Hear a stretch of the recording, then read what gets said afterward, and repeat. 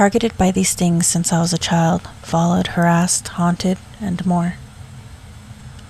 Hello.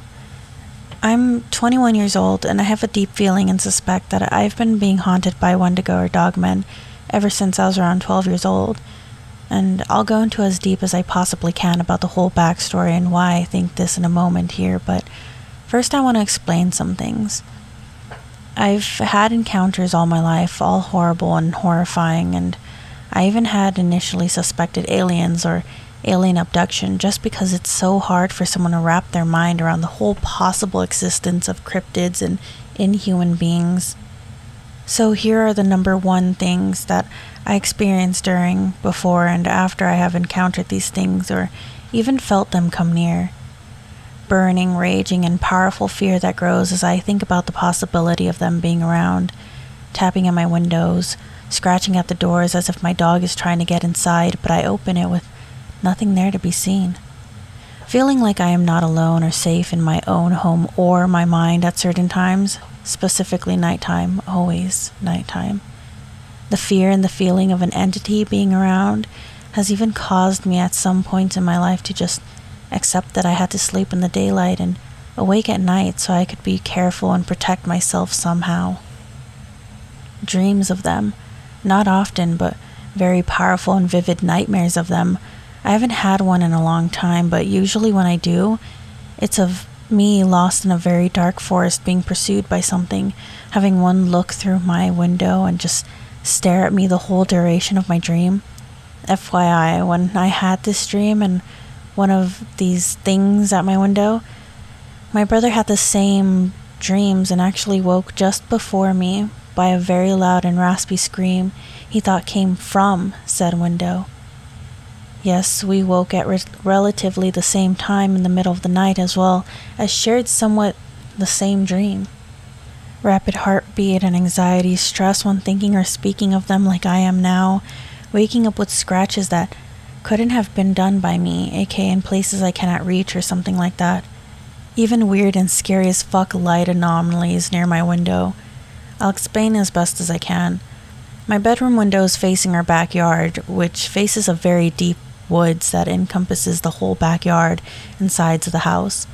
So in the middle of the night, it looked as if car headlights or even this very still moving flashlight looking light floating past my window, no bouncing, no shakiness, just this very still, bright, calm light that came through the blinds once or twice, as if someone or something walked by or was trying to see inside. I ran out to my mother and father, who told me nobody was outside, and they checked for me, and there was no sign of anyone or anything. Paranoia. Extreme, excessive sweating, and extreme feelings of heat, like a fever when the fear sets in or when I feel one near.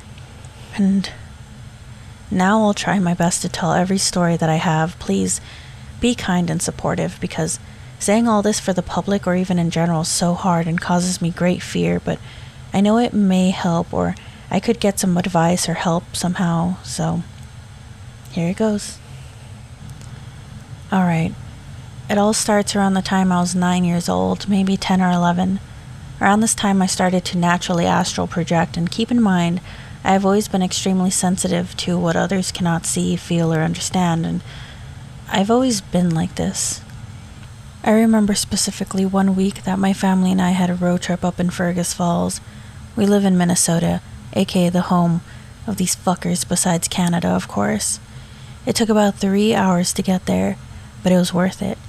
Even as a fidgety kid, I loved when we got there, even if it meant such a long period of being cramped and cooped up in a small car.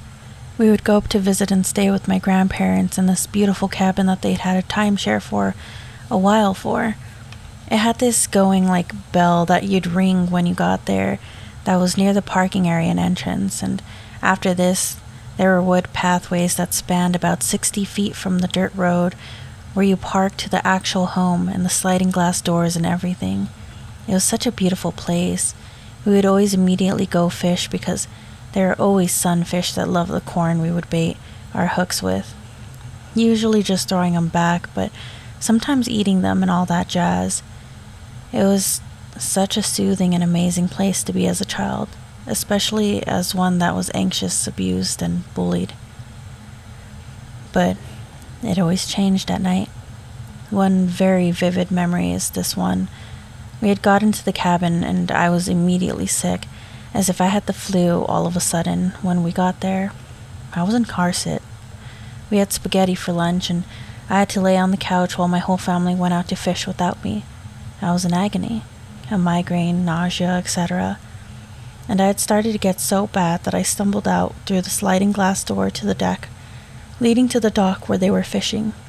Halfway there, I fell to my knees and threw up all the noodles I had eaten and yelled for help, and they carried me inside, thankfully feeling only kind of better after vomiting. The rest of the night was a huge blur, honestly, but I started to feel better as time passed. Once nightfall and darkness came, my grandparents actually put in an X-Files VHS, and for some reason, no idea why. No idea at all. As we watched, for some reason I started to get that burning, aching, debilitating fear come in the pit of my stomach. I think because it was the subject of cryptids and aliens, etc. That was the first time in my life I had ever felt that kind of fear. Never, ever in my little life had I felt something like it before. As if I was close to feeling that there was something near, something that I didn't understand, and something that the house walls would not protect me from if needed. And sadly, as they got done watching, I was feeling so much dread, knowing it was time for bed, because I knew I'd not be able to sleep for some odd reason again, as if I knew something was or would watch me when I was in bed. It was so bad that I had to have my mother come sleep with me, and even then I could not sleep for the life of me. I remember seeing things, but not clearly, through windows and the spotlight windows in the ceiling. That's mostly the end of that one, but I have much more. I'll only tell one more of my stories because telling them is causing me to become numb with anxiety and fear seeping in. I was at my other grandparents' home at the time. That I must state that their home is on what used to be Lakota Sioux land, even adjacent to what is called the Sioux Line Trail. I was living there, actually, while doing online school, and I would have the same exact feeling come at night, but much worse and more powerful once night came specifically. So my bedroom door was to my right, closest to the wall I was facing and the bed faced, and right outside my bedroom door, if you took 2 sharp lefts and walked just a few feet, there'd be a back door. I thought that in this bout of burning fear, I heard the doorknob rattle, or even the door open, even if it was locked. Nobody was up. I would have heard and seen them through the angle of my bedroom door. I confirmed it in the morning that nobody was up at that time. This all happened in the span of maybe just 1 or 2 minutes. After I thought I heard this occur, I felt a presence right on the other side of the wall between me and the back door. The fear somehow grew to an amount I couldn't fathom.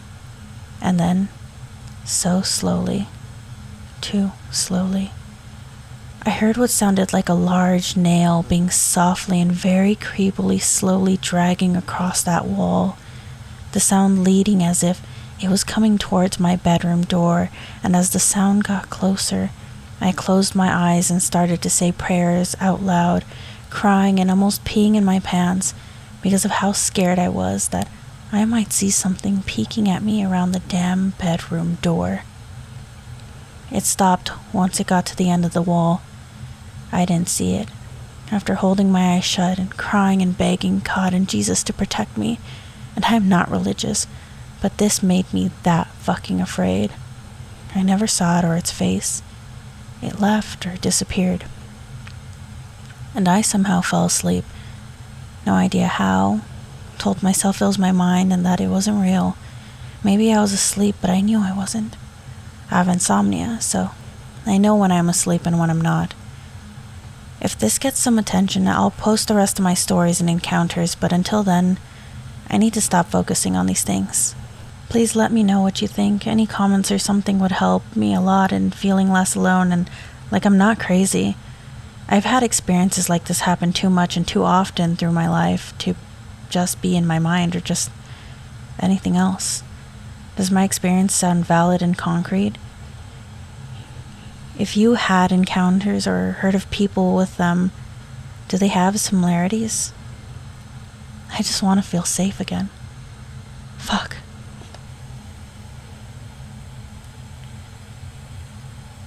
Whatever could this be still haunts me to this day. First real post. Sorry for typos and any made grammar. Writing this in bed on my phone. Currently watching this TV show talk about creatures like skinwalkers and other cryptids, and I'm reminded of these strange occurrences growing up. This happened for years, but I never figured out what it could have been or why I felt this way. Background. I grew up in a small town in Arkansas. We used to visit my uncle who lived 30 to 45 minutes from our place. He lived with other family members on roughly 60 plus acres and down a barely paved road that would turn into endless potholes upon approaching the gate to his driveway.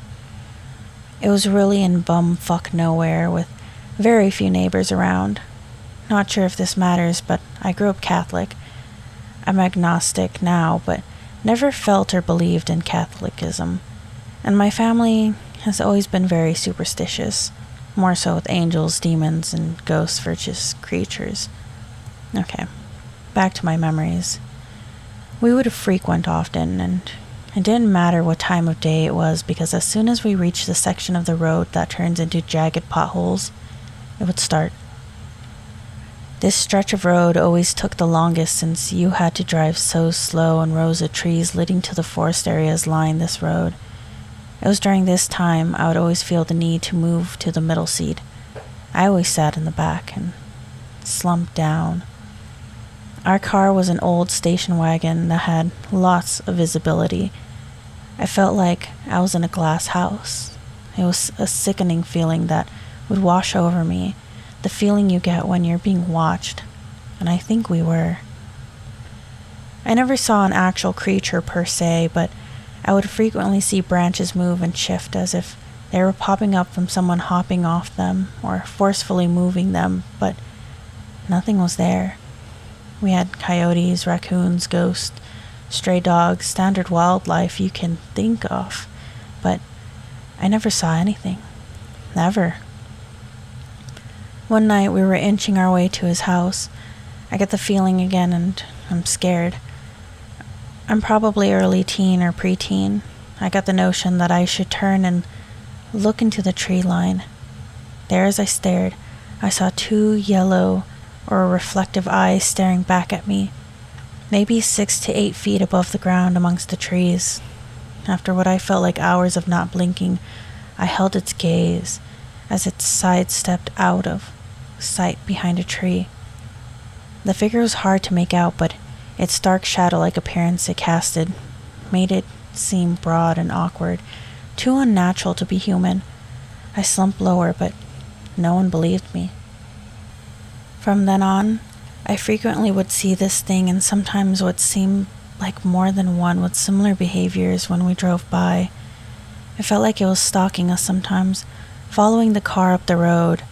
If I felt brave and looked back, I saw dark figures sometimes upright on 2 feet, but sometimes down on all fours shuffle across the road. Sometimes I would get close to the car. I looked back once and saw the tail lights reflect and dim as something just below the back windshield moved past it. There was a thud against the car or occasional rock thrown, often not hard and had a different sound like it was purposely thrown versus gravel being kicked up. Only once did a rock come from the darkness ahead of us and cracking the windshield. My mom popped on the high beams, but there wasn't anything there, just movement in the trees. Her reflexes were very fast turning on the lights, so I don't think a local teen or neighbor was playing a stupid prank and would have time to dart out of the way as they would land on barbed wire that also was on both sides of the road. I hated when I got older and was sent to out of the car, be the one who opened the gates. That was when I felt close to maybe being attacked. Once we got to the house, though, I felt safe. My uncle is a former vet, and avid historian and gun collector. He wasn't superstitious, but he was the only one who would hear me out. His property was fenced off, one fence around the house itself with a decent spanning backyard, and then fenced again around the goats and cows he raised. I never liked going outside at night because I felt eyes on me and it was always eerily too quiet. It made you feel like you would never be happy or sleep again. No bugs humming, just silence and the occasional bear moo. Sometimes weird booms or snaps happened and we'd investigate and the scene looked like a bear or something came through there. But there aren't bears in the area, and sometimes large branches were found broken or snapped and in unnatural positions or far from the trees. I have no clue what these things could have been. No Indian burial grounds landlocked, no lakes or mountains, though heavily rocked terrain. Maybe some rumored Indian settlements in the past, but not sure. I haven't been back there in years. Readers of Reddit, what do you think?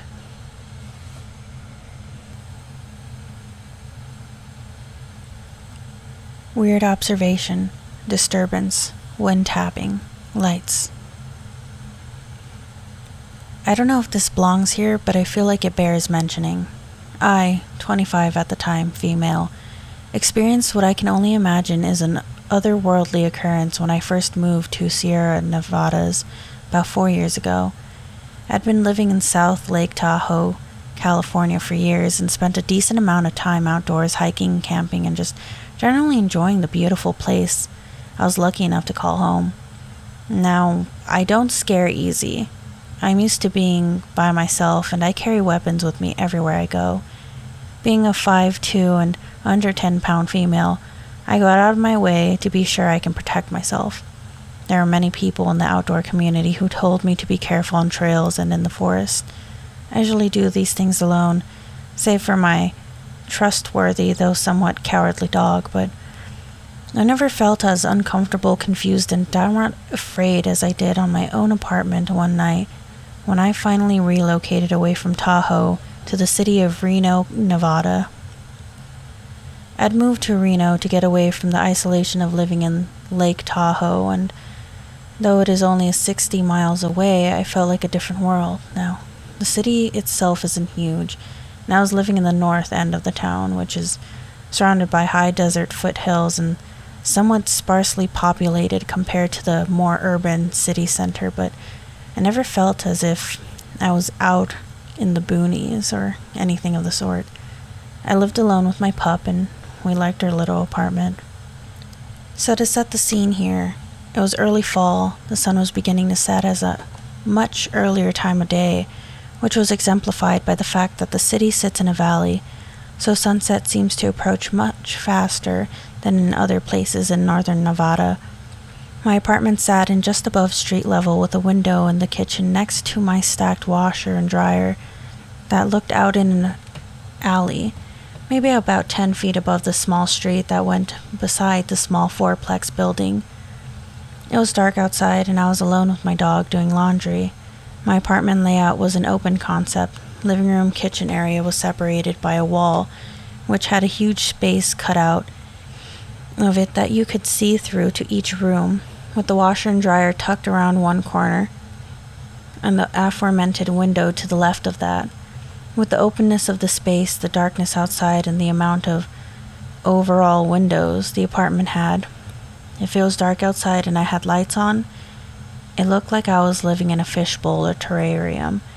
Anyone or anything could see right in. I made it a point to always close my blinds because of this, save the small window looking out to the alley. I didn't mind keeping those blinds open because I like the fresh air, and someone would essentially need a ladder to reach me had they been determined enough. As I was removing clothing from the dryer and turning to plop it onto my couch to begin folding, I realized my dog was acting incredibly strange. He didn't want to cross over the line from the living room to the kitchen, which was marked by a change from carpet to tile. There was only a few steps. He seemed incredibly hesitant and began whining and burping out small, concerned woofs. At first, I just thought he was anxious or for whatever reason. He's known to be a bit of a weenie, but then out of nowhere I sensed this immense and insurmountable feeling of dread and displacement. I had my back turned to the washer and dryer, and to that small alley-facing window. My dog sat facing me, almost looking past me, and his clear anxiety and frustration began to build as I was asking him what was wrong. He began barking at full alarm bark at this point, and as soon as he did, the sense that someone or something was observing me took me over and caused my blood to run cold. My logical response was, someone must be watching me through that window, the only window that had open blinds, the only window anyone could possibly see me through. So in one fell swoop, I reached for the overhead drawstring for the lights and turned it off, faced the window to confront whoever or whatever was intruding on my life. As soon as the light clicked off and the room was dark, I saw what I can only describe as perfectly round lights, about the size of a small cantaloupe, directly across from me on the other side of the window. It didn't glow like a lamp or light, though. Its edges were perfect, and it did not hover nor vibrate nor move at all.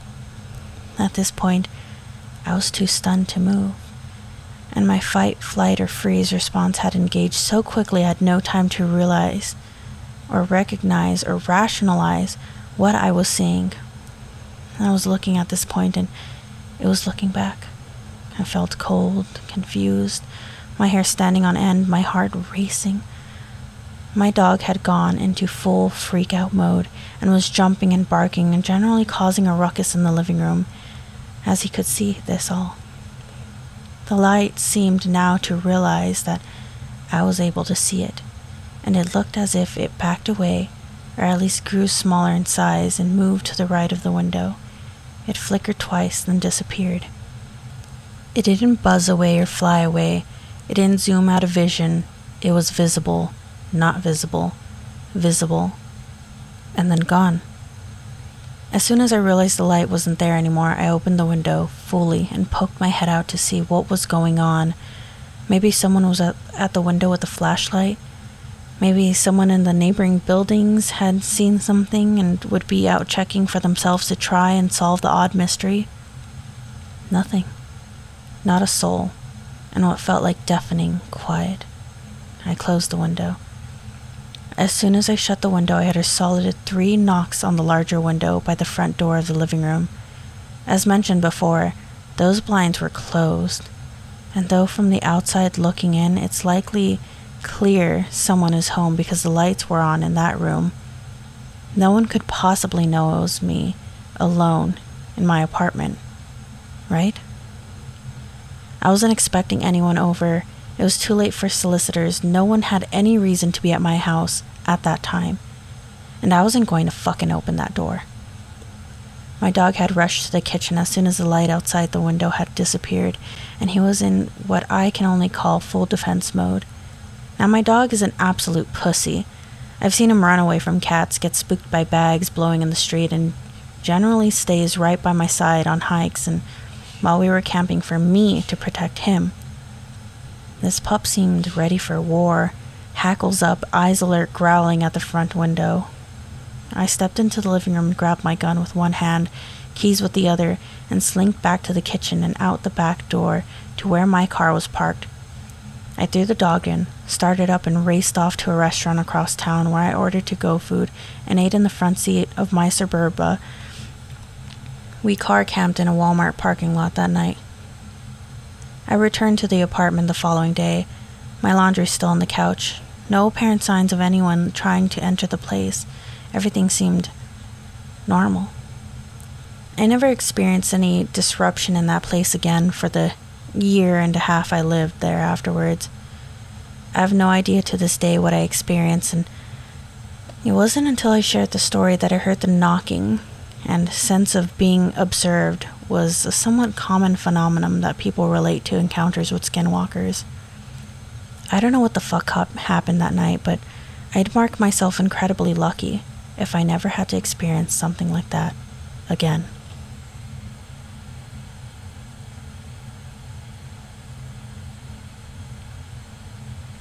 Hey guys, thank you so much for listening. And before you go, I have something to announce. which might be very boring for a lot of people. Now, if you're new to this channel, and a lot of people are, then you wouldn't know that last year I helped out with Thankmas, and I would like to do that again. If you don't know what Thankmas is, basically, Thankmas was created by Jacksepticeye to raise money, and last year he opened it up so that any creator could help out with the charity. This year, I would like to help out again. If you don't know what I do for Thankmas, there is a video from last year where we basically did a semi-animation on what Thankmas is, and I also live streamed it on my Twitch, which will be linked down below. I plan to do that again this year, streaming during Thankmas for a couple of hours. This year, the charity that we will be helping fundraise for is the World Central Kitchen, which is a non-profit organization that is the first to the front lines providing fresh food in response to a crisis. In just the past couple of months, World Central Kitchen has provided millions of meals in response to crises around the globe, including Hurricane Ian in Florida and Fiona across the Caribbean, the war in Ukraine, and the flooding in Kentucky, Pakistan, and Afghanistan. A nourishing meal in a time of crisis is so much more than a plate of food.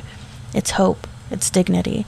It's a sign that someone cares about you and that you are not alone. This year, we hope to assist World Central Kitchen in providing funds for millions of meals to help these future communities who need it. Now, the fundraiser is already going and we're already raising money, which I'll be linking everything down below, along with all the creators who allowed me to share their stories today. The live stream that I'm doing, along with many other people, will be on December 10th. As of this recording, we have raised $14,000. Now you may be asking, why do I care? I don't have money to donate, or I don't want to donate. You don't have to. Just spreading the links and the word is enough. And I want to thank you guys for your continued support. And I'll see you in the next video. Stay safe.